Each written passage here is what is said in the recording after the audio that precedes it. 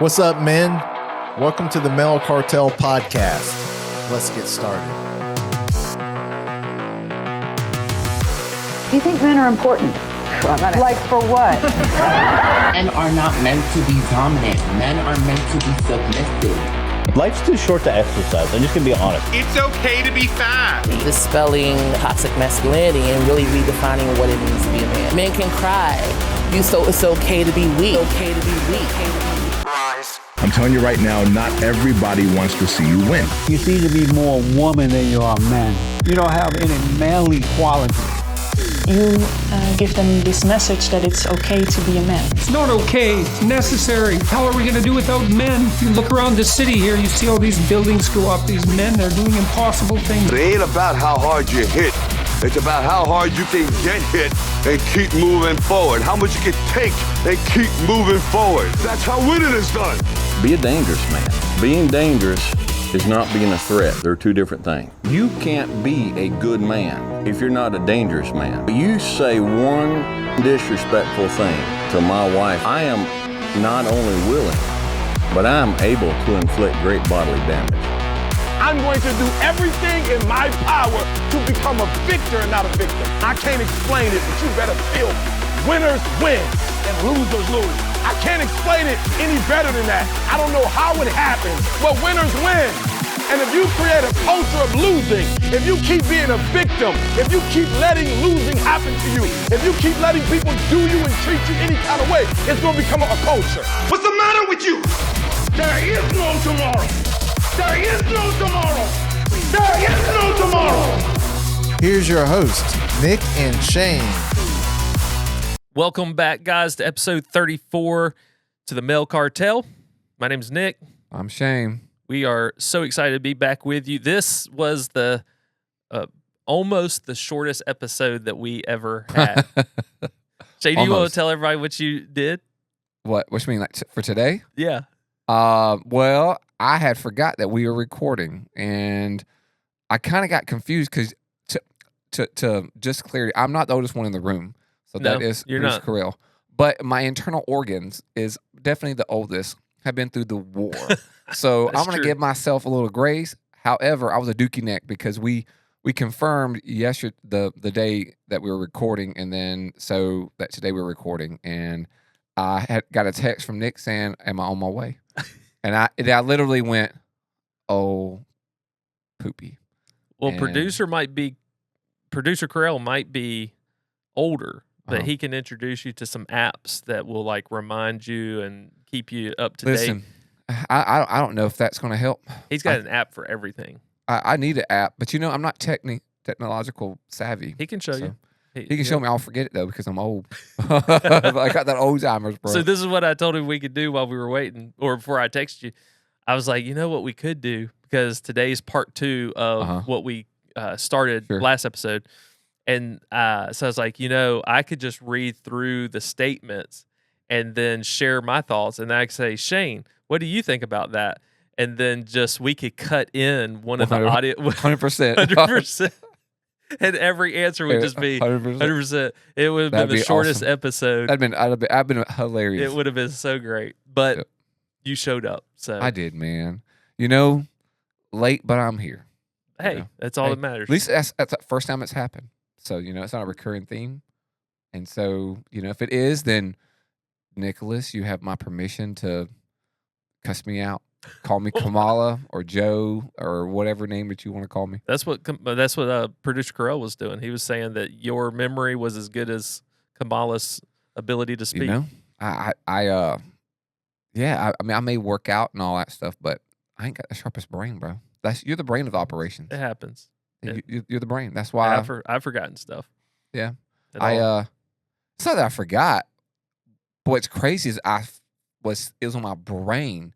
In my brain, it was like unclear. You know how like something you say, I think I did this. Like maybe turn off a light, or didn't turn off a light, or lock the door at your house, or something like that. It's like that where you leave and you go, I thought I did. I'm unsure, but you know what? I'm not going to turn back around now. And it's one of those moments where you go, but I woke up, it was the first thing I thought of this morning, like legit first thing. And I was like, And what I should have done, which I've texted you, before 7 and all that stuff, because you're awake.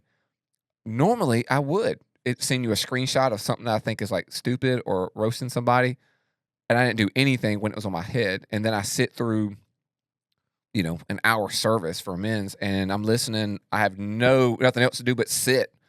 And I could have texted you jokes and all that, but I didn't.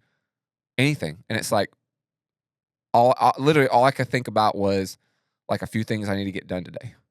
Like when I get home. Yeah. Like I think my relay in my truck keeps clicking when it gets like over 60, and then like my wife's windows are not working, and then I need to get a mirror cut for the house. I'm thinking about 4 things I got to do when I get home.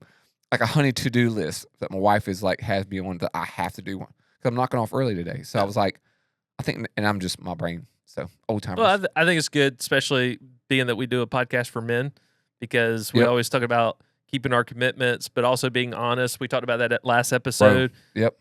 It happens, but you committed to be here, and you said, I'll be there in 10 minutes. I'm on the way. Listen, and I'm making up for it, too. I'm buying the guys lunch next week. So we're going to make, I'm big on like you do something wrong, you got to fix it, make it right. And nothing says right better than food. Yeah. And so, he said we get to go to Crystal's and split one 3 ways. And we get one thing of fries. One thing. And based off the age, Corell will get more fries than you or I. Well, so he may get a ketchup packet. Seniority rules. That's right. All right. What do we got? You want to jump in? Yeah, we're part 2. We're picking up. This was a list of 15 things for men to be successful. These are great, for young men to really, just kind of.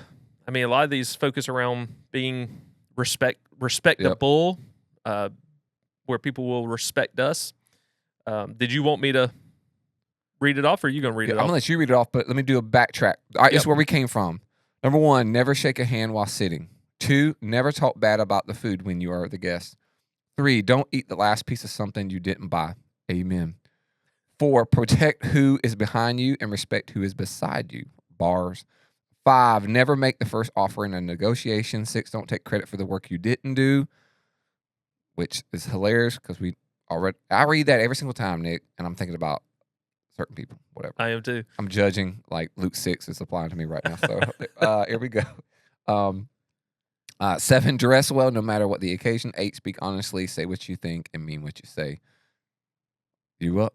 And then number 9, picking up where we left off last week, is ask more than you answer. Ask more than you answer. Yeah, that reminds me of Craig Rochelle, who does a lot of leadership. He's a pastor at a church and does tons of awesome leadership. And you and I have both, and producer Corell as well. We've all benefited from him leadership. Absolutely. But he talks about like, it's not about what did he say? Something about questions. It's not about. It's all about asking the right questions. Right. And so, which in a room, I lead my team, people that I lead. Like we always talk about like asking questions, and not be the person who answers every single question like as if they know it all. You and I both know people in our life right now. When we read that, we know. Just like if you're listening, you automatically know there's people that has an answer for every single thing. Yeah. They're the smartest people in the room. But if you're the smartest person in the room, you might want to get in a different room. Yeah. And so you should not be like the guy. But I think it's just practical wisdom. Ask questions. A practical tip would be ask questions, and then before you give your 2 cents, maybe like sift through it and let people talk. Maybe they say what you say, and if that's you have in your head, and if they say something you say, you can always say 100%. Yeah, and you can 100% agree with you. Yeah, you can say I agree with this person, and in that I will say, if multiple people give an answer that you would give, don't be that person that speaks up after people they're talking in circles and saying the same thing, and don't be like, you got to hear your own voice. Yeah, it will. And if you're the last voice, tell me if I'm wrong. If you're the last voice in that conversation, people are already going to draw a conclusion based off of how you've approached it. Like, this guy, he's a one-upper.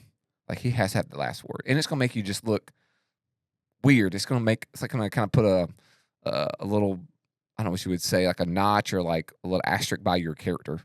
At least that's how I view it. What do you think? I think that curiosity helps you to learn more than what, you don't know what you don't know. And so being curious shows humility in the sense that I don't know it all. There could be a perspective of something that I haven't thought about.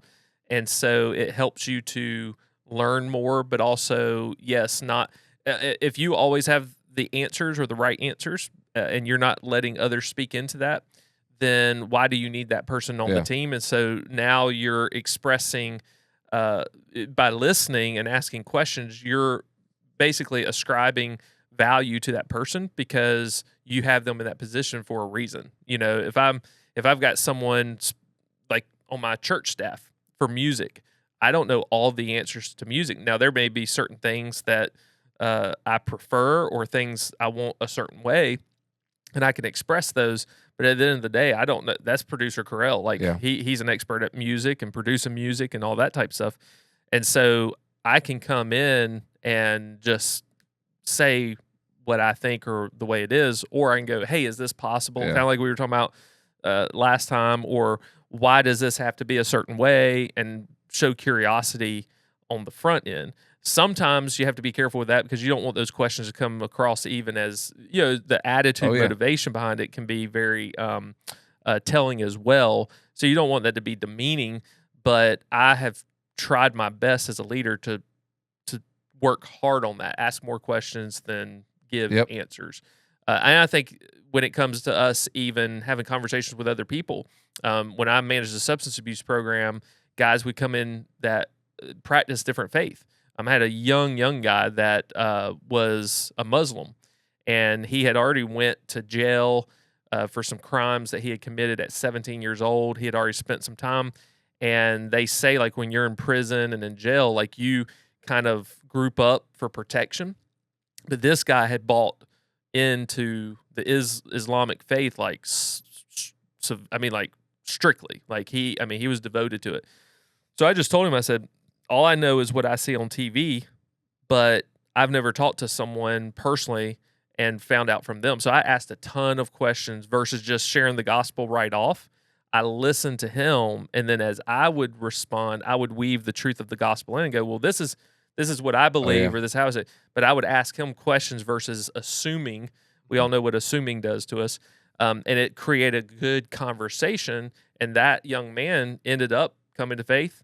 I had the privilege of baptizing him, faith in Jesus, and but it started from a conversation, and I think questions create conversation versus just a one-sided.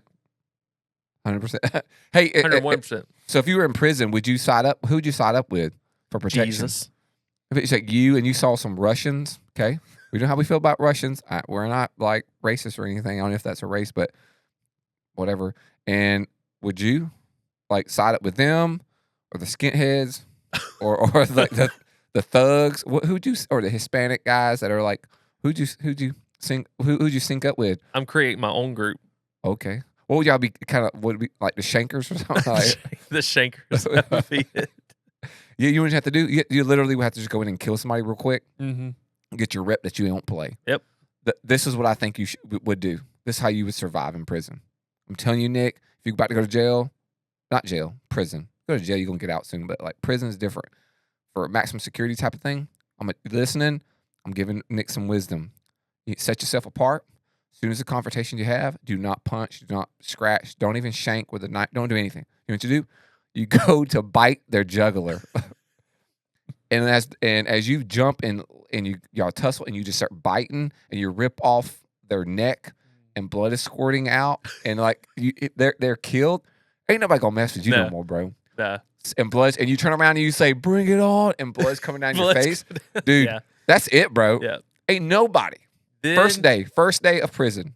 My name, I'd be known as Nick the Mangler. That's prison camp 101. We just gave you wisdom. All right, go ahead. All right, guys, if you end up in prison, you just got advice of a lifetime. That's what you just tune in for the advice. Leave the profane language to the less educated. Super easy. I don't cuss. I don't say the SUCK word. I don't use that in my house. I don't use it in my vocabulary every day or anything like that. I'm 100% agree with it. I'm old school. When I started chasing Jesus, I thought that I need to really work on my vocabulary and not say words. And biblically, Ephesians 4:29, do what's to build up those around you. So I feel like I need to not have any corrupt talk like that, foul language. And so I do look at that as being like an undereducated thing, even though I know that's like culturally could be cultural. But I work with a lot of athletes, and I don't cuss. And I've had so many athletes say, "Hey, coach, I noticed you don't cuss at us." I was like, if I had to cuss at you, something's really wrong. Oh. But I do have to work on my vocabulary so that I'm using the right words.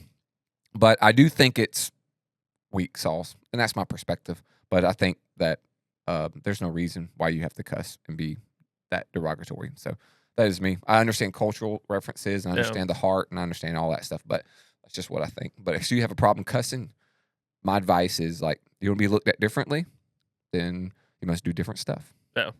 So.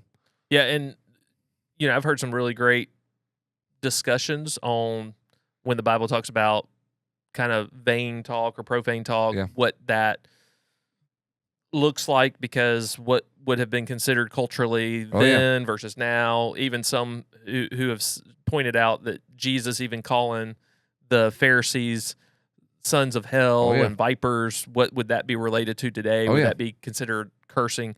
So I know that people have a wide range of views on that, and I've become more gracious, especially for young, people who are young in the faith, or they're exploring and yet they're still using some language and all. Personally, it's my conviction, same as you, that I just don't use it. There's other language, and that's why I like that it says, leave it to the less educated. They do. It is societally kind of related to being not less educated necessarily, but it's a lower form of language. And so I like that. I agree with it from a personal perspective, but I also don't look scathingly at other people.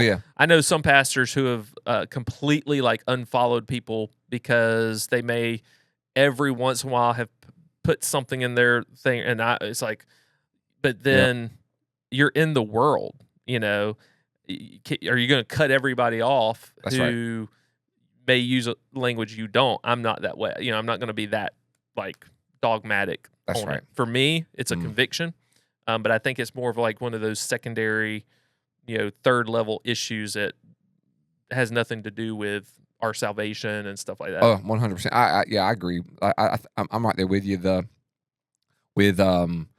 first time I shared my testimony, I think we had like 8 people place their faith in Christ, and very first one, and it was like rated R version, and I am 100% positive I said about 7 cuss words in it and 1 F-bomb. And it was in a small group setting, the very first church I worked at, and it was on the fly where my buddy said, "Hey, I got to go do this. You share your testimony with the kids." They came back, everybody was like, "What?" And I shared every nitty gritty. I didn't know nobody's ever taught me anything. And I remember, I was just using slang, so much slang. And I know for a fact I said F-bomb, but I think about 7, 8 cuss words in it. And we had like 8 kids place faith in Christ. And so God used it. But I was so young, like in like really green and trying to grow and all that. And so I'm like you, I cut people a lot of slack, especially my coaches. And because a lot of times the vocabulary, they just have been saying stuff a long time. And they're trying to get the team up. They're trying to like contextual like that. So I don't look that. But for my home, I'm definitely we don't say stuff. Yeah, neither do we. The next one is avoid placing your phone on the table when you are eating with someone. All right. Truth be told, we don't have any phones at our table in our home. If we go out to lunch, we've got lunch with you and producer Corell next week because I owe you. My phone comes with me, and I'll have it on the table, but it's upside down. When I coach football and we do a pregame meals, I tell everybody, put your phones and take it and flip it upside down and put it down and don't look at it. If I'm eating dinner with people or I'm in a meeting that I would view as being like a meeting that I need to be all attentive and be respectful in it, because I'm like on the totem pole, I'm the bottom rung. So I really need I need to show a lot of respect and attention. my phone is always placed between my legs, right there, by the BALLS, and it's there, and then and it's not on the table. Yeah. Isn't it weird? Because that's how I look at it. It's like that I have it away, and everywhere else I'm gonna have it upside down. But in my home, it's not anywhere at the table when we're eating dinner because undivided attention is my family. Yeah. So, but it doesn't bother me. What does bother me is like more than phones. Personally, is when anybody has a watch and their phone's on the way around, and the whole time they're looking at me, and they go ahead, and I know they're not paying attention to me. Yeah. And then I'm just like, man, that's why I don't have an Apple Watch, just because it would annoy me. It is annoying. So, but you never disrespected me in that, just so you know. Well, it's like a habit. Like I won't sit there and read a message, but it's just you feel the buzz, and so you instinctively look. Yeah. And then because I've had people go, because I have one, I use it for fitness and all, but it'll buzz and I'll just instinctively look just a brief second. And I've had people go, "Oh, do you need to go?" Because it looks like I'm looking at the time. Oh. And so sometimes it might save you if it's that person who's not asking questions and they're just giving you all the answers. You might go, "Oh yeah, I got an appointment." So I've not always done it well, like even with the family, especially when, if you're not separating really well, church life, business life, whatever, and home. And my daughter at one time said something to me about it. So I've worked really hard at that. And we have said no phones at the table. And Nikki's good at like kind of enforcing that. If I am with someone, same thing, I'll flip it upside down because I don't keep it in my pocket. Right. It'll leave a ring around my 100% pants. do. So I'll set it aside, but like where it's out of the way or it's upside down. But I will, if I know I'm expecting a very important phone call, which has happened before. It could be I've been waiting, a full week for somebody to get back with me, and they say, "Hey, I'm going to call you on Tuesday." Well, now it's Tuesday. I'm at lunch with you, and it's like they could call at any time. I cannot miss this call because I've been waiting so long to, it could be insurance or whatever. What I'll try to do is say, "Hey, I may get a call from the 100%. Insurance. I've been You've waiting." done that with me before. Yeah, and just so I may have to take this. And just kind of give a heads up. That way they know I'm not. Man, that's so good. But if you're sitting there at lunch with someone or you're eating and someone's constantly looking, or even at the watch, it's kind of like you're not with me. Mm-hmm. And we joke about that with one of our pastors. It's like you can be with them and not be with them. 100% do. Because, being tuned into the phone. Dude, I really feel like I come out of season this fall with all the contracting work at my house and things to where there's like 6 weeks of where I have to have my phone with me. Even in meetings where it's at my, like literally knowing that I got to get a confirmation. Yeah. Then I got to copy it and then send it now. Because if I don't do it now, I'll be busy in just a little bit. And then my wife is like shifting over. They're about to come into the house. They just text me to notify me, and they're not talking to my wife. They're talking to me. So like I have to be the liaison between my home with my kids, my family, and man, I feel like I just came out of a season where, man, I was on my phone 24/7. Yeah, I feel like. So I totally feel that. Well, it's hard on Sundays after church. We'll go to lunch sometimes with the same people, and like if conversation's kind of broken down or we're waiting on a check or something, I can find myself. I'll pick it up and start scrolling because Sunday I'm checked out after it's been such a long day, and so I can just sit there and just like it's my way of zoning out, and then I realize I'm with people, and it's like, oh, I need to. Hey, do you go to lunch after church every Sunday? Yeah, because we have, especially when we're doing precept studies, we have a short window where we've got to grab lunch and then come back to the church, and we're here. So we're here from, first thing in the morning till end of church, grab lunch, come back, and then we're here from 3 to 5 for precept Bible study. And then sometimes there's stuff after that, or sometimes we don't. We may have like a new member class, so we'll eat lunch here, and then we'll go into that Bible study if it butts up against it. So sometimes it can be from 8 a.m. till 5 p.m. straight. Do your kids go to lunch with you? All three of them? Sometimes, yeah. Do you cover their meals? Yep. Okay.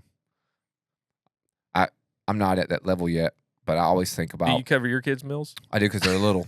but you've got like 2 of them that are grown. So it's like in my head, if we're inviting them, because that's how I was just curious because I have a friend of mine.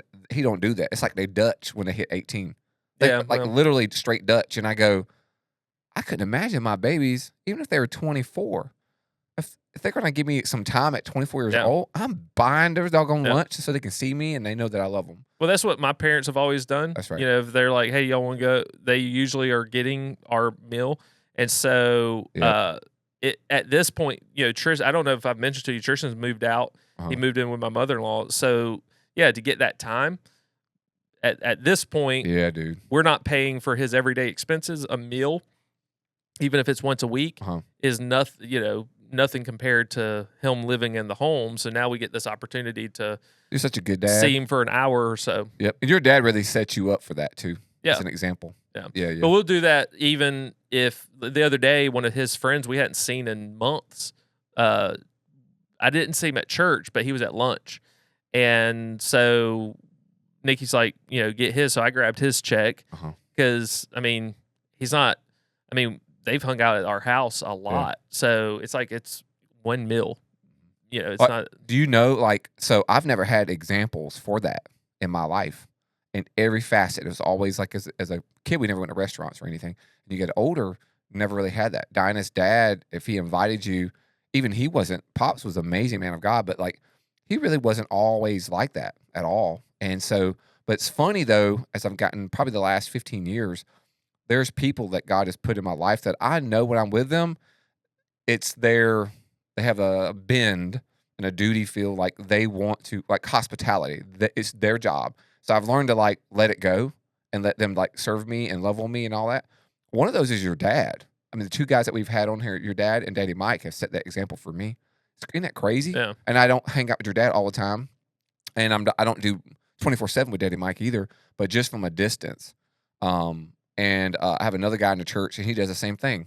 I know that, you know, back in the day was a gentleman that was in Louisville, the very first full-time gig, and that's how it was, man.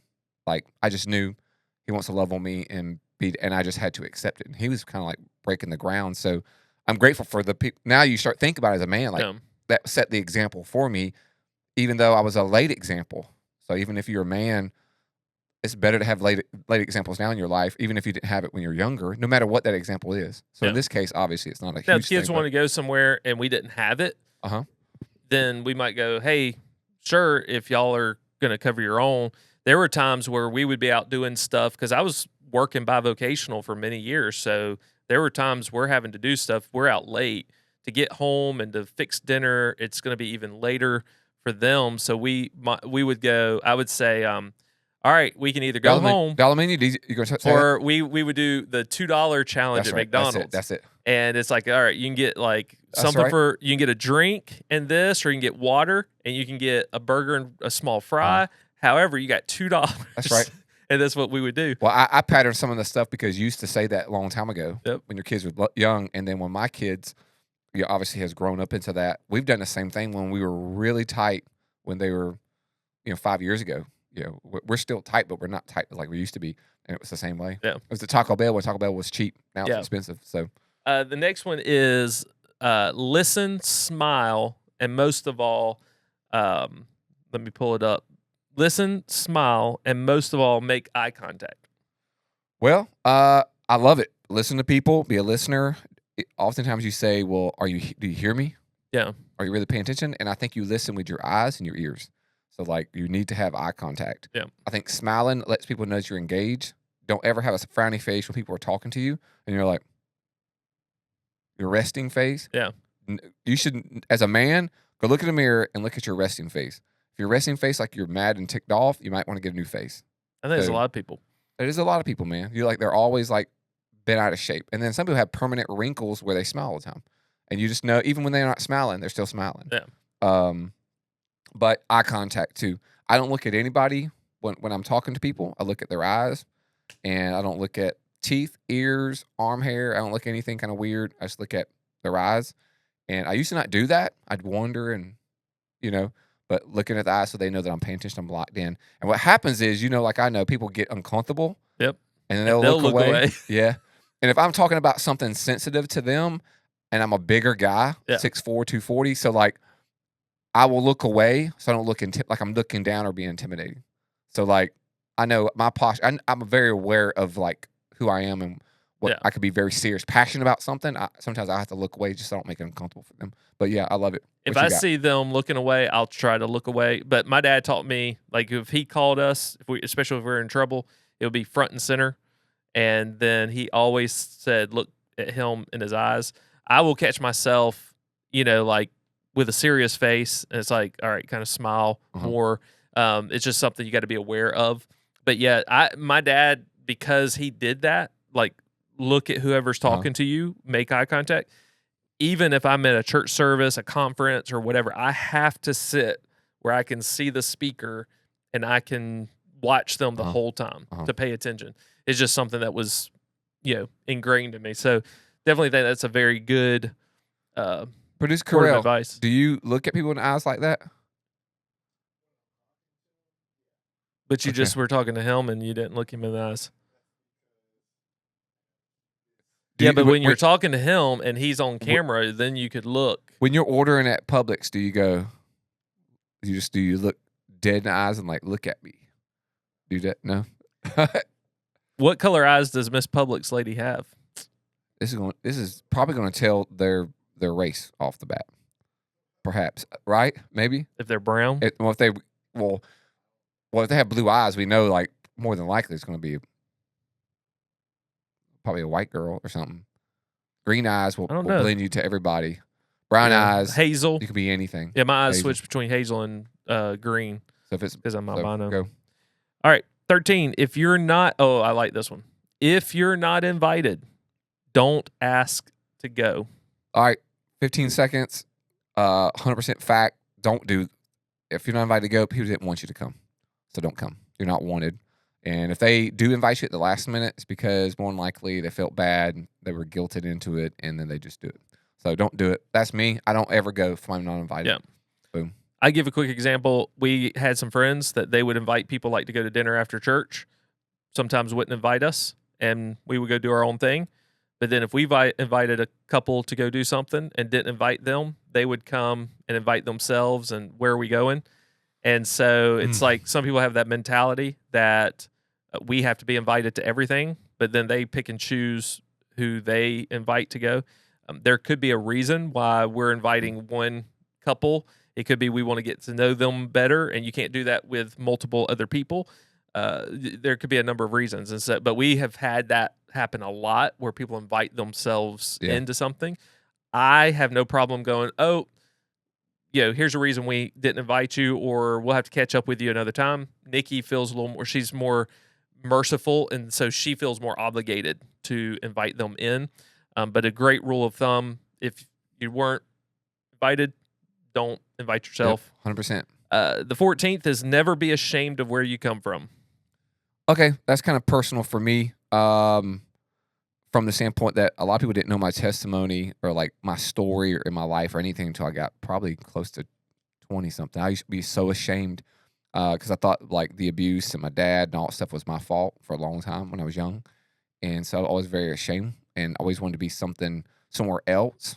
And then I guess I matured, obviously just got older as a person and really solidified and was not ashamed, because I think most of my shame came from thinking that a lot of that was my fault, or the majority of it was my fault, or I could have prevented this, or a lot of it was like my fault, I felt like, and then I could have prevented these things from happening. And I think that more came from where it's at. But yeah, man, don't ever be ashamed. I like, for me, I'm South Augusta, love it, and I wear it as a badge of honor. I love where God has taken me from, and it is the test that you have gone through in life is a testimony where you can testify to God's goodness and His grace and His mercy. And I should never be ashamed of that, man. What's made you who you are, you should be proud of that. And maybe not proud of the bad decisions, but know that I did this junk. Yeah. I was a jerk. I was a punk. I was a dookie neck. I was this, but now I'm a work in progress, and I recognize that I'm growing. And so it's maybe who I am. I wish it wouldn't happen. I'm going to have to live with the consequences of my actions. You reap what you sow. But Yeah, but I'm a different man, and I've come a long way in my journey. And there's nothing wrong with you look at the pilgrimage of your life, because we're on this great pilgrimage to the heaven country one day. Yeah. And where this world is not our home. So like you're trying to end up one day when you've ran your race, you finished, you crossed the finish line, you're in heaven through Jesus Christ. He's the only way. Then, but along the way, you can look back on the pilgrimage and go, man, it was some struggles. But if you pause, you'll see a lot. Obviously, you'll see a lot of good, and you'll see a lot of bad. Yeah. But you should see a lot of God, because He's been in the midst of everything. And Absolutely. I think that don't ever be ashamed of that, because it's made you who you are. So I don't think scars are there. So, but what you got? I think it's just a practice of gratitude. You know, that's a good when word. you are grateful for and you understand God's sovereignty, then you can trust in. He allowed you to be born into the places and into the scenarios that He allowed you to be born into. I heard a message several years ago by Erwin McManus that talked about out of Acts 17, where God has, created the nations and determined how long their boundaries and how long they should rise and when they should fall and so on and so forth. And he talked about a guy who grew up Buddhist, and a lot of people might go, well, why couldn't I be born into a Christian home? Yeah. And I came up in more of a legalistic environment. And I look at other guys who were in more of a gospel-centered upbringing, and I go, why couldn't I have been brought up into that? Why couldn't I have come into a family where I didn't have to wear Silver Series shoes and those type things? And that message really helped me, because wherever God has placed us, it is so that we can seek Him and perhaps find Him. And that is what Erwin kind of, it was very helpful, because he used the example of his friend who used to be a Buddhist.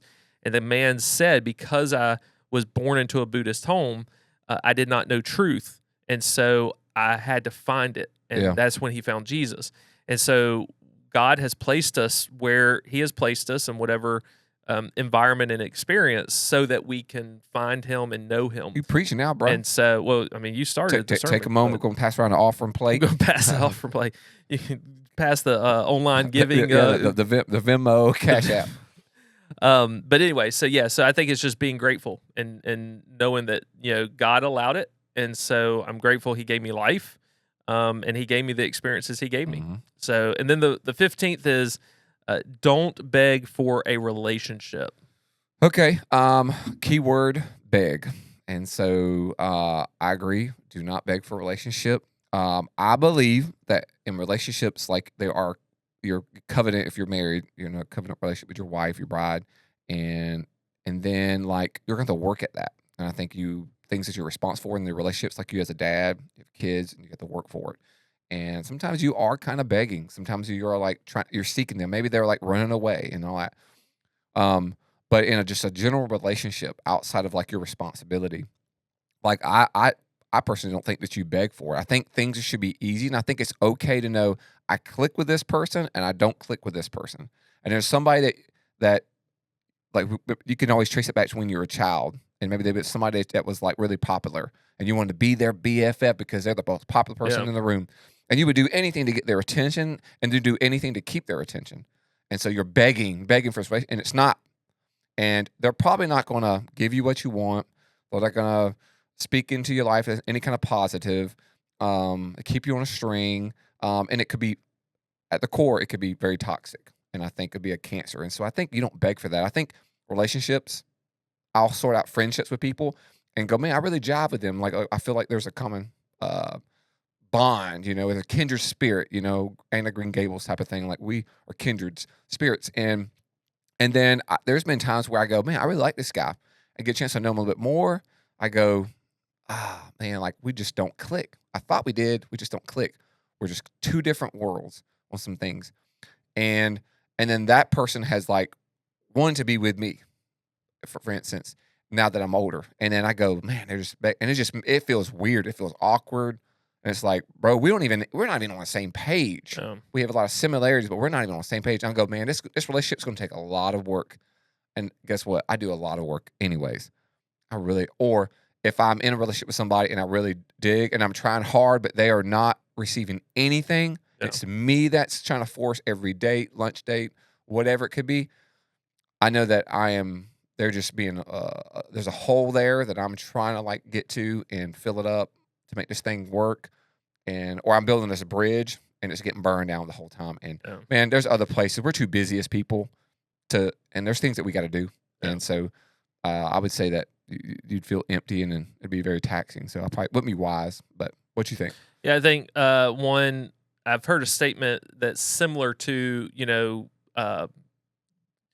try to be in rooms where you're not just tolerated but appreciated. Oh yeah, something along those lines. And if you're begging for a relationship, then you're just being tolerated.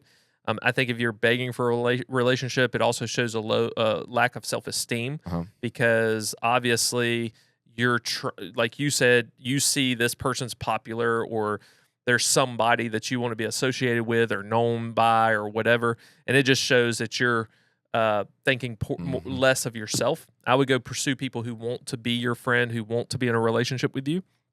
And then the other, side of it is you could be idolizing someone and you're making them out to be more than what they are. Yeah. I see this a lot in relationships that it has fallen apart for one reason or another. And it could be a man or it could be a woman. Oftentimes it's a man chasing a woman. Oh yeah. And she's done with the relationship. She's moved on and they're still chasing and manipulating or trying to become a better man in order to now win her back. And essentially you're begging. You're begging that person to love you because you've idolized them in such a way that you can't let them go or go, all right, well, that ended. Let me find someone who I am compatible with. So what would you give to the guy that's listening, perhaps that has because I was thinking from a different you just brought like a romantic interest, which I think is like great. It's awesome because I see that all the time with young people. So like if there's a young man that's listening right now, it could be an older man, whatever, but there was a relationship, the person's like don't want to have anything to do with, they're crazy in love, and they're just begging. What would you say to that person to get them right? Or I guess correct. If you're the chiropractor, how would you get it right? I've had some of these conversations with people, and it's usually longer than the time we have here.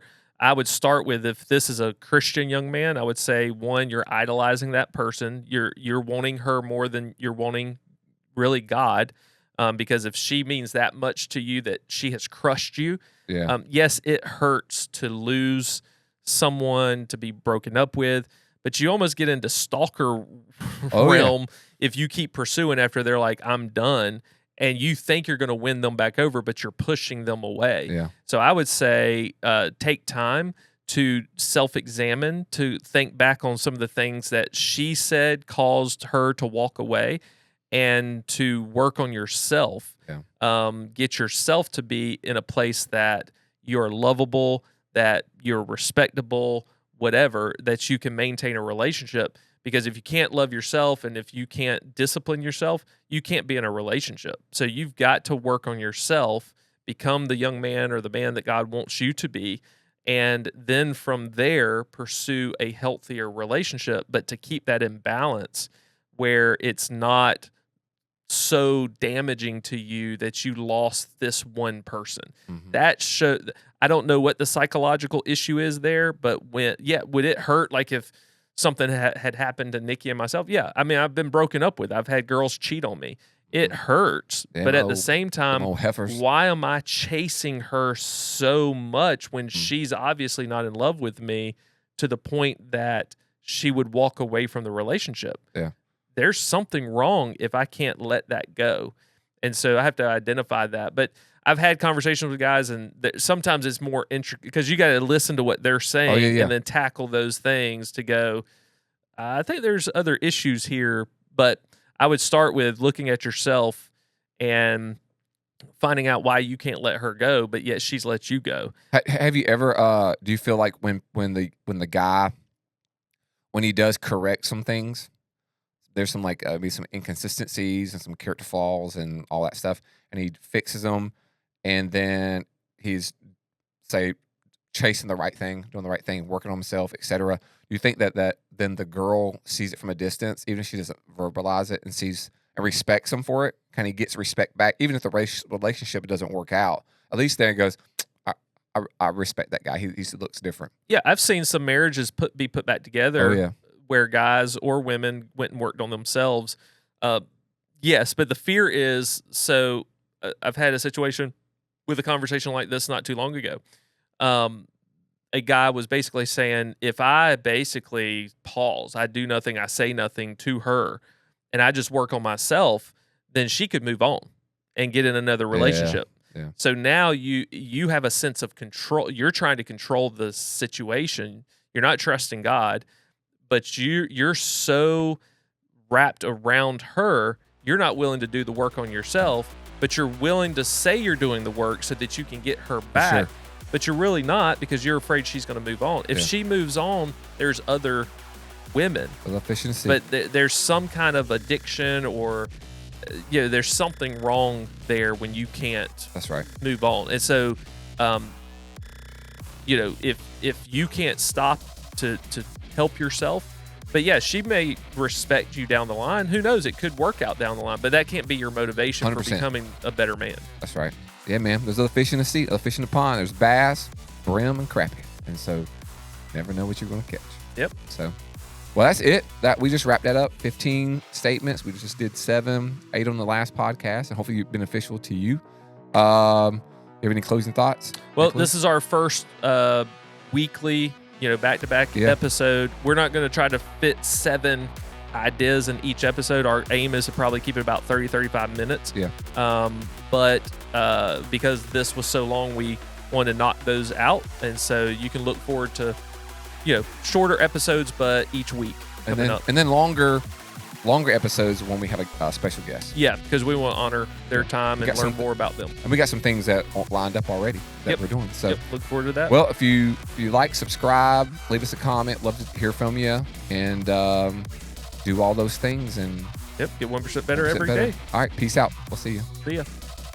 Thank you for joining the Male Cartel podcast. Be sure to subscribe and share to help other men join the cartel. You can also keep up with us on social media and at malecartel.com.